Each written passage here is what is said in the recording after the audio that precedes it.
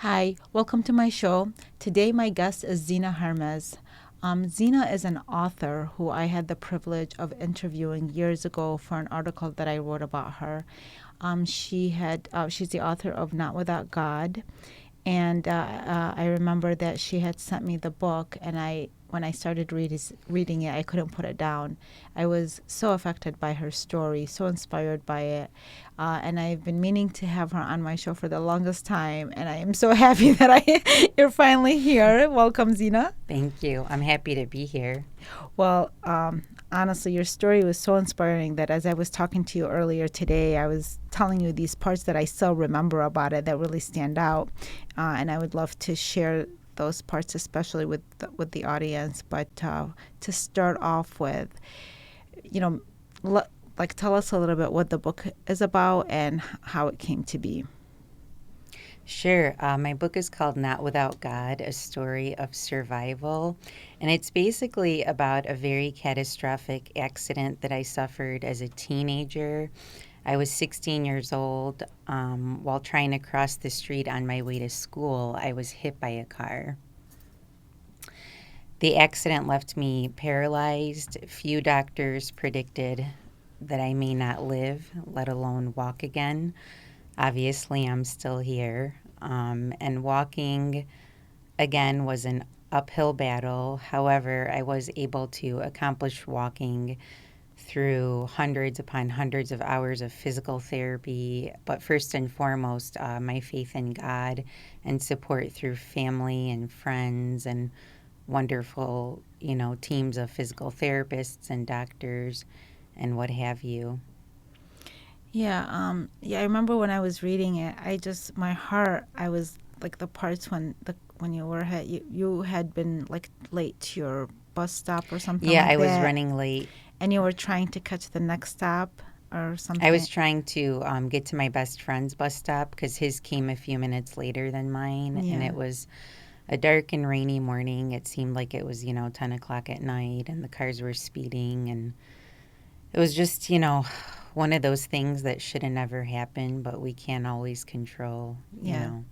Yeah, and because when I was reading that, I'm just imagining your family and you're so young. And didn't they have like they had to come and lift you to a hospital, and the mention of what had happened to your body, I'm like thinking, oh my gosh, you were into like so many broken pieces from Yeah. that description. So it was very scary for your family, I'm sure. And how did you feel when you first can't you so you must have lost consciousness. um I was in and out of you were in and consciousness. out, and then at one point did you come to consciousness and realize what was happening, like that you were what has happened to your body? That's a good question. I don't remember going to the first hospital because at first they sent me to Botsford, the local hospital in Farmington Hills, but they didn't have the technology to save me there. So that was why I had to be flown to the University of Michigan Mott Children's Hospital because that was where, it's a level one trauma hospital and they could do a lot more for me. So I do remember, being in shock with my body laying there immediately after the crash. But like I said, I was going in and out. The next thing I would say I remembered would be my body being lifted on the helicopter and being, interestingly enough, afraid of the heights because I had never flown at that time. Even though I couldn't move, see, or talk, I was afraid of the heights because I felt an amazing sense of peace that I can't really explain and something telling me to just hold on, hold on. And I believe it was the voice of God, along with Mary Kay, the survival life flight nurse, who was just kind of rubbing my shoulder and saying, explaining to me what was happening. We're taking you to U of M, Zina. They're going to take good care of you there. But I remember having that sense of peace despite the very tragic moments that I was in. And so at that point you don't know really what's happening. I mean, you know that you're being transported, and then you know that based on what the nurse is saying or the person that's with you. But when you were alert enough and aware enough that this has happened to your body, and that you're not gonna, did they say that there was gonna be a chance that you're gonna walk again, or did they just basically tell you that you're not gonna walk again? Well, How they was that news brought to you? Well, the news was brought to my family first, and my family kind of kept that secret from me for a little while. I think that's because I was so young and to protect me.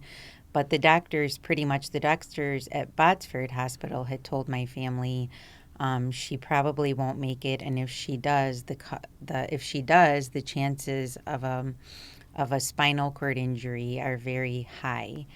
And I mean, I did make it, and I have sustained a spinal cord injury at the thoracic level, but it's what they call an incomplete injury, because I am able to walk and move, and I do have sensation, although I'm not walking as well as I'd like to be. Like, I use assistive devices when I walk, forearm crutches. They're the kind with the rings around the arms, or a walker. So I haven't fully recovered from this accident, but I am grateful for the recovery that I've been able to make.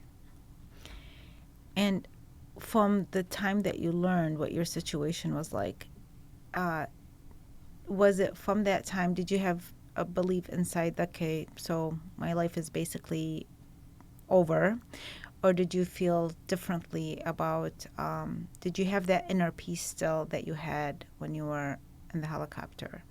That's a good question. I did when they did admit to me, when the nurse came in and told me with my sister that the doctors are saying you're never going to walk again.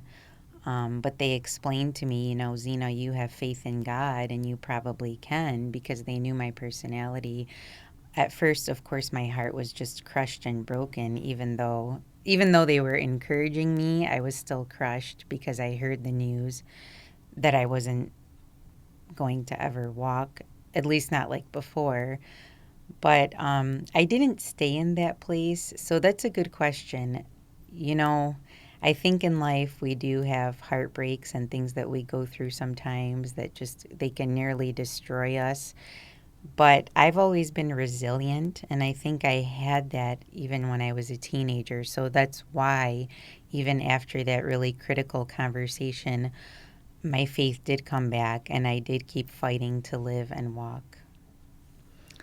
Um, so as I said, when I read the book, I couldn't put it down. I Thank loved you. the simplicity in the most beautiful way. And those are sometimes when the story is that profound, all you got to do is just tell it. You don't need to create anything fancy around it. Mm. So it was so simple to read, but and so inspiring, but also it felt like, okay, I want to see, where is this going? Like, where is this experience having, because it starts off with the accident. And once you read that, it's like, how is she going to survive this, basically, not only just on a physical level, but on an emotional and spiritual level. So that draws you in immediately. Yeah. But there were some things that always stayed in my mind after I read the book, which is what happened in the hospital. One of the things is what the doctor said to you. You responded at 16 years old. Can you share that a little bit, which I had talked about earlier, about what he said, and your really kind of your response is kind of the title of the book, kind of. It is. Yeah, like I mentioned, there were few doctors, not all, because my surgeons were amazing, but there were few doctors who were pretty negative and wanted me to buy it, that I would just, be confined to a wheelchair and never walk. And this one doctor in particular, he wasn't even one of my, major surgeons or anything. He was just the doctor that was doing the rounds for that day or that week or whatever. They rotate. And he was one of the negative ones, and he kept wanting my mom to tell me that I wasn't going to walk. And my mom has a lot of faith, and that's probably where I get a lot of my faith from. And I heard him arguing with my mom outside of the hospital room, and I can tell she just wanted to like throw him out the window. But he actually got past my mom, I don't know how, and kind of barged into the room and just pretty much spilled it. Like, look, you're not going to walk. And I was so angry, not only at what he was doing, but how he was treating my mom. And I said, who are you? I said, you're not God. Yes, I am. And after seeing my mother's response and my response, he left the room. But I don't want to put down doctors in any way because I admire them probably more than anyone in any other profession, probably because of how much they've done for me. But as you know, in all professions, you do find people that are just not so positive, and he was one of them. And it's not so much about him as a doctor, but it's about you, your response, and your faith and your belief. And to me, that part of the story, he was playing a role just to bring that power within you and that faith. So he was serving a big purpose. So it wasn't about him being a doctor or not being he came in specifically, and the way you just even described that he went around your mom and came in. So he was bringing out that anger to make you recognize that's how strong your faith is, and for you to have verbalized it and confirmed it. He actually gave you more power. Whether directly or indirectly, it doesn't matter. But that's the thing. Everybody serves their own purpose in different ways. And that's why it's not about judgment. But really, I just love how your response to him at 16 years old, believing that, and it's with anybody, just because of a person, a certain thing that they wear doesn't really end up meaning that person, everybody's relationship with God is different and everybody's strength is different. And the proof of that is the next story you're going to tell me of somebody who might seem ordinary but is extraordinary, we would never recognize on the street. Those are the people. I have those kind of people in my life who nobody's ever going to maybe get to know them. I try my best to, they don't even care about that, but they've cared to play a certain role in my life that has been amazing. And so that Dennis, is that his name? So I would love for you to tell me the story about Dennis, because I thought to me, that was really an amazing story. I'd love to. Yeah, Dennis was definitely one of my angels on earth. And just like you, I have people that well, this person was meant to be my helper, my mentor, my angel, my healer, what have you. Dennis definitely falls into that category. There are a select few people that I can think of, and Dennis literally healed me, as I told you. He was a man that I used to work with. Before the accident happened, I worked as a cashier at Strawberry Hills Fruit Market in Farmington Hills. I would work part-time after school. Dennis was a little bit older than me. Probably, I want to guess he was early 30s. And he always had such a wonderful attitude, smile on his face, constantly like walking up and down the aisle, singing hymns to God, to the point where I thought it was kind of weird. What is wrong with this man? Why is he always happy? Yeah, that's not normal, right? In our society, to be that happy. And I look at him and just marvel, like, wow, this guy's happy all the time. And he'd specifically say, Zina, smile, every time I'd walk past him in the aisle. And it was like to the point where I couldn't even walk past him. You're like annoyed. Until I smile. I really would get annoyed by it. So then the horrific accident happened. I had only known him about a month, I want to guess, and people from Strawberry Hills were calling, sending flowers.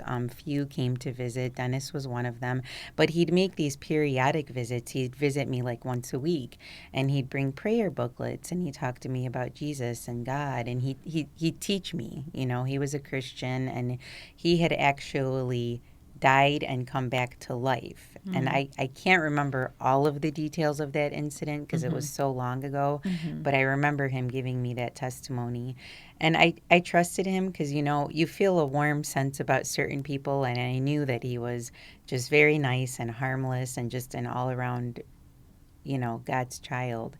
And he one day got up. This left arm was stuck at a 90-degree angle after the crash because when I fell onto my left side. You can see I have more scars on this side. I don't have any on my right side. And the occupational therapists, they were two women that were working on this arm, trying to straighten it for like more than 2 weeks, probably 3 weeks, I want to say, and they were unable to straighten this arm out.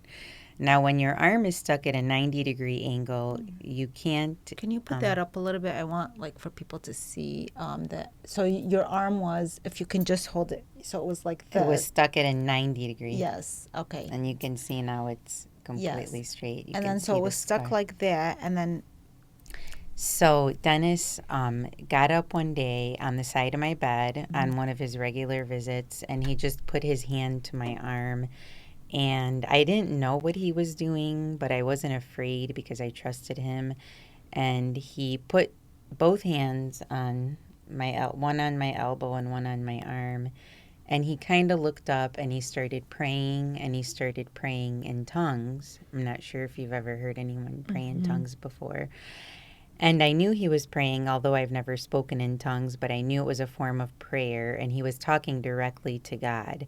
And after, I want to say 15 minutes of him kind of stretching and doing this, like, not really a massage, more of a stretch. After him really stretching my arm and praying to God in tongues, my arm became completely straight.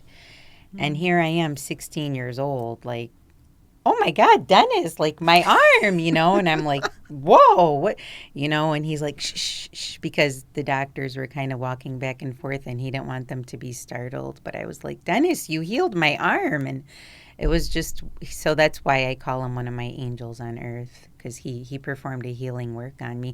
Now think about if he never straightened my arm, I don't think I would have ever gotten up on crutches or a walker even, because how can you walk or even practice on parallel bars with an arm that's stuck at 90 degrees.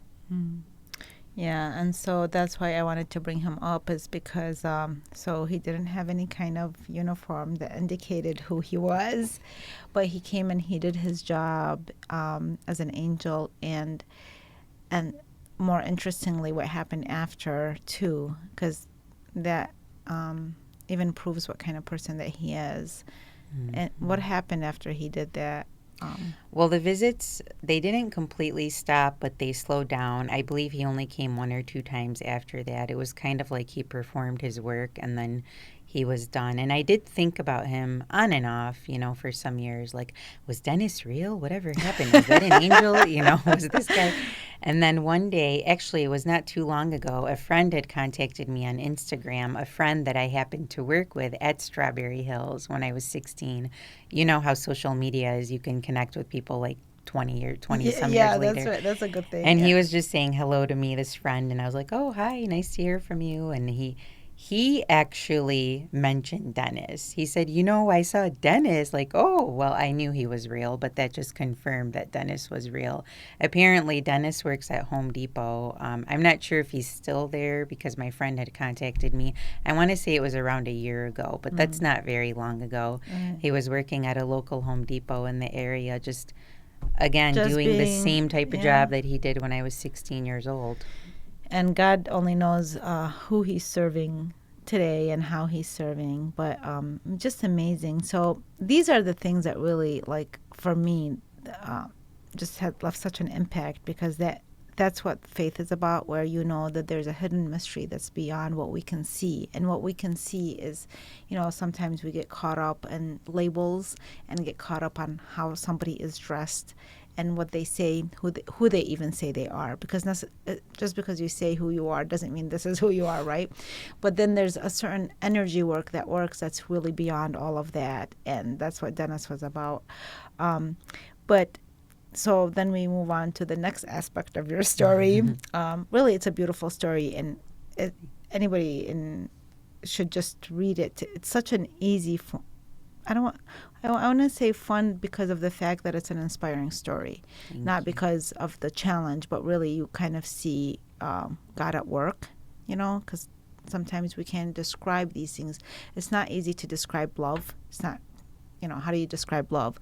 Or God or higher power, whatever people want to call it, same thing. It's not about what we call it, but then there's this feeling and the energy that works that takes time. You have to see it in expression. and I felt that God worked through your situation such a beautiful way. So you've afterward changed your life around, and now you have become an inspiration to so many. And you wrote a book about it, and then you went on speaking engagements, and you became a published author in many places. Tell us about what happened after, as your healing started progressing, how you decided to just take ownership and responsibility for your life and not really like live in a pity state and as a victim. That's a good question. It took me a little while to go back to school my senior year because I knew that I would be returning to high school in a wheelchair, and that was kind of hard for me. I had, a close group of friends. I was kind of popular before, the accident had happened, and I liked cool clothing and nice shoes, and everything was different. I did have to fight to just, learn how to walk and learn how to even get around in a wheelchair those years. So it didn't come easy, but I did end up going back to school and graduating on time with my class my senior year, which was really nice. I had generous principals and teachers that really helped me pull through that because I would go to school for half a day and then I'd leave and do physical therapy for a couple hours. And that was like my routine Monday through Friday because I was really determined to recover and try and walk. So from early on, I was fighting for my life pretty much and still trying to accomplish my dreams. Went to the local community college at 19 years old and I got my associate's degree from there in general studies. I eventually transferred to Oakland University. I got a bachelor's degree with an English major and a history minor. And then I got out in the work field. I really didn't stop working for too long. I was working again by like 20 years old, and I've pretty much been working ever since as a teacher and tutor and educator. So it's I guess it's a little difficult for me to answer like what inspired me to get back into the real world because it was just something I did naturally. I learned how to drive again and I just So kind of similar to when you were in the hospital, you didn't end up in a pity state for too long. You just kind of like, okay, you realize the challenge ahead of you and you just walk through it. Yeah, that's a good question. But even now, I mean, as an adult, it's not like I don't have those pity moments as I'm sure you do and we all do. Yeah, yeah. But back to, I think I'm resilient. And I feel like people who stay in the pity state, that's when it's dangerous. That's when it can affect your health. That's right. But Yeah. when it lasts for a day or a couple of days, but then you can snap out of it, that's when you're mentally Yeah, healthier. and you end up writing a book, and then you end up, be, you know, Yeah, being that was as my a book signing. book signing at Barnes and Nobles, and then you end up speaking at Harvard Yeah, faculty club. that was really cool. So you took ownership of your life to the best of your ability because we all, like you said, have challenges no matter where we're at. But that's how you treated yourself, that it was just a part of life, and then you moved on. And I'm very impressed by that. Till Thank now, you. I've been watching you Thank you so much. since I interviewed you years ago. So I keep up and I watch you, and I know that you're active and just really just being a part of life and serving in your own way, and it's really inspiring. Thank you. Do you plan? What are your plans for the future? Do you just want to continue? This is like to teach. Do you plan to write another book or anything like that? I actually have another book that's pretty much finished and sitting in my computer, but it's going through the final editing stages by me right now, Okay. and then I plan to hire a professional editor to do maybe a little bit of like content or developmental editing, and then I will have it out hopefully this year. What's it about? It's also called Not Without God, but the subtitle is Hope After the Storm. So it's going to be a narrative, kind of like my first one, except it's more of a teaching book because I'm offering journaling sections at the end of various chapters where people can write and reflect. I ask questions like when was the last time God was really there for you, for example? And I do that because I want to incorporate like a little bit of my teaching into the book where people can write into essay style, pages and then even go back and read what they wrote so they can notice like are there any harmful patterns in my own thinking? You know, do I need to change my attitude? Because as a writer, you may know how powerful journaling is, and I'm sure you've done a lot of it like I Yes, have. yes. So it's a book that's a narrative but will also be like a self-help guide. That's great. So then I will invite you back here again Oh, so I'd you can love share. to. Yeah, Yeah, once your it's book been is so out. fun. Yes, and again, I already find what you've done so far is so inspiring. Just your story in itself, and that you know came out writing a book about it, and you've continued with your life. But I guess what you're doing right now with your second book, this is probably why I have you on the show today, is to kind of share with others, you know, how they can. Like how they can learn from other people's stories, you know, because the most powerful way is through our own experience and our own stories, but also we need to listen and kind of when we hear other people's stories, they also touch us in various ways, and they could Absolutely. also, rather than us just learning the hard way, we need to honor other people's experiences as well, as ourselves. So I want to thank you so much for coming, but we only have a few more minutes, and if you have any last words that you would like to share with your audience, with our audience, just something just general that maybe would just people can kind of utilize in their daily lives or that would inspire them. Sure. It just goes back to the resilience thing. And, you know, obviously I had something very catastrophic happen to me at a very young age, and I was able to overcome. And I'm still trying to overcome. But, you know, we have all kinds of things happen to us in life: loss of relationships, loss of loved ones, loss of employment. I mean, the list goes on and on. And I would just encourage everyone to keep their faith in God no matter what. Even if you're having very dark moments or bad days, the sun will shine again. You know, one thing for me has always been prayer, just talking to the Lord, talking to Him like He's my best friend, has been my number one form of prayer.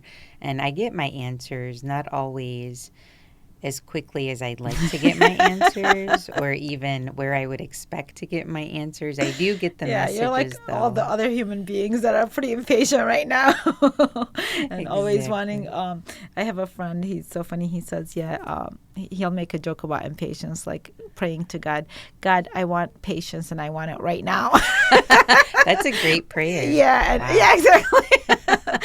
So, well, once again, thank you so much, Zina. I look forward to having you on the show again when your second book comes out, because I know it's going to be great. Thank you. And many blessings to you. You too. Thank you. Thank you for watching.